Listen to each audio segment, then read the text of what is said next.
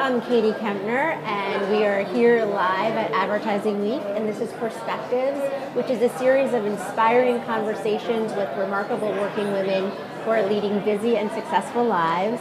And right now, it's my pleasure to be talking to Cindy Whitehead, who is the CEO of the Pink Ceiling. Yes, thank Welcome. you, Katie. Thank you. I'm glad to be here. But yes, besides being the CEO of the Pink Ceiling, yes, which we will get to, what many people probably know you as is the CEO of the firm that came up with the female Viagra. The little pink pill. So it is a continuation of my work now to have the Pink Ceiling and the Pinkubator for companies led by or for women.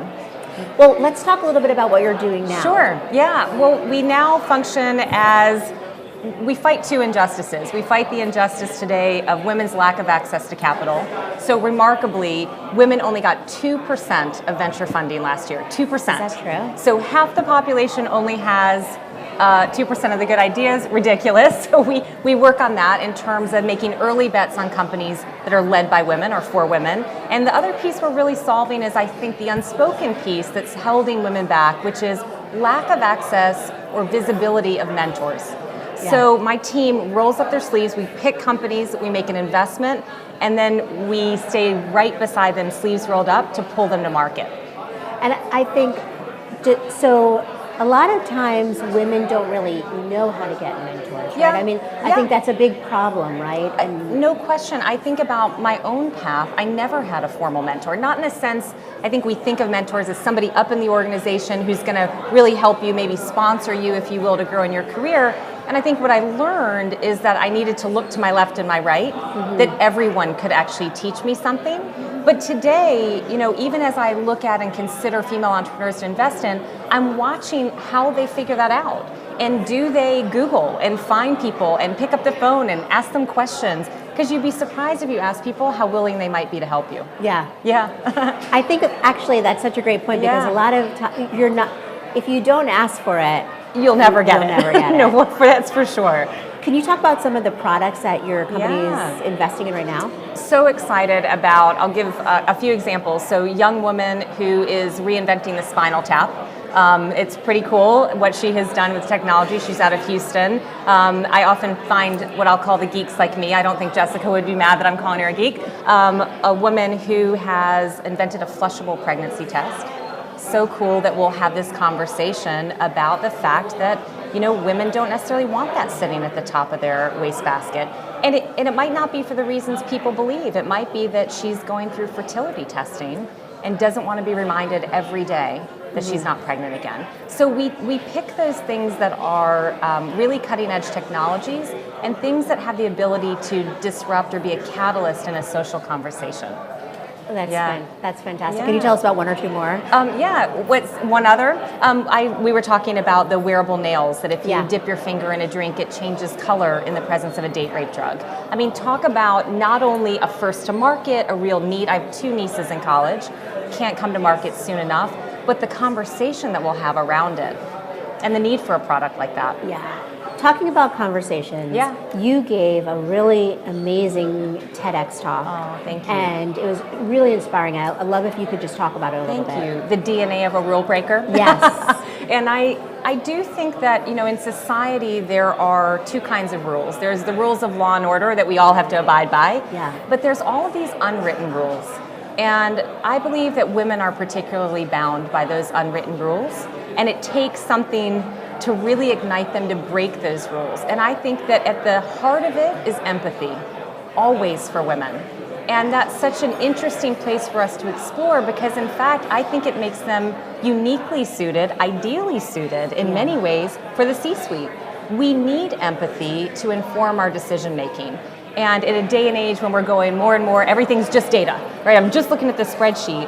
You know, data is informed differently through the lens of empathy. That was a lot about my own process with Sprout. You know, here I was, women with a medical condition that we had known about since the 70s were being denied access to medical treatment. We weren't doing that for men. We'd given them 26 different options, actually. Yeah. And it was that we weren't listening to women. And it was empathy that really drove me to drive that process all the way through. Win or lose, I was taking it to the mat. And when I did that and people started listening, actually we opened up our minds to science. I always say the word interesting, so I'm trying to stop myself from saying that every second. Yeah. But it is interesting to Yeah. talk about empathy, especially at this time in our country. Oh, no question. And not to get political. Sure. But I think there seems to be a real lack of empathy in so much of leadership. And it is true that seems to be, and nothing against men, or many men are extraordinarily empathetic, something that women lead with as leaders more.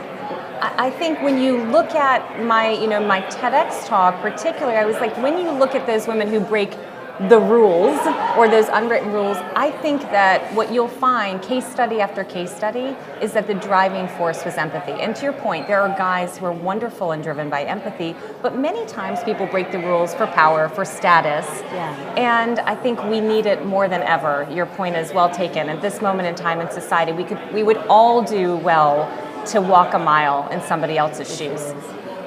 You're a rule breaker. I mean, you've built 2 incredibly successful companies. Thank you. Right? And now working on another one. What are some of the things that you sort of had to go up against, maybe? I mean, obviously we don't have too much time, but sure. And maybe 1 or 2 things and how you were able to deal with it, because you have been incredibly successful in a world that isn't necessarily geared toward women even today. Sure. Oh no, I've always been pink in a sea of blue and gray. In the healthcare field, who would think it? Women control 85, like all consumer purchasing or health decisions, we control most of them, and yet we don't run the businesses. I think that along the way, I accepted the fact that I was always going to be underestimated. And so as opposed to railing against that and what that can do in terms of forcing you to retreat or lose confidence, I went right for it. I sort of used it and harnessed the element of surprise to show up and kill with competence. And I can think of a moment, even along the way with Addie, where I was presenting at a very important meeting. I put up my slides, here I am, and I'm about to talk about sex to a room full of guys, and they started to giggle. And it was 8 minutes, do or die. This was my moment. And I can remember advancing those slides as fast as I could to get to the brain scan imaging. And when I did it, I just pointed to the slide and went silent. The room finally quieted, and I said, are you looking at what I'm looking at? But it was that underestimation and that ability to sort of surprise them, because I'm going to go toe-to-toe with you on the data all day long. Yeah. And it worked. That's pretty. I mean, it's important, I think, because you're gaining respect that you should really already have. Sure, but you can't.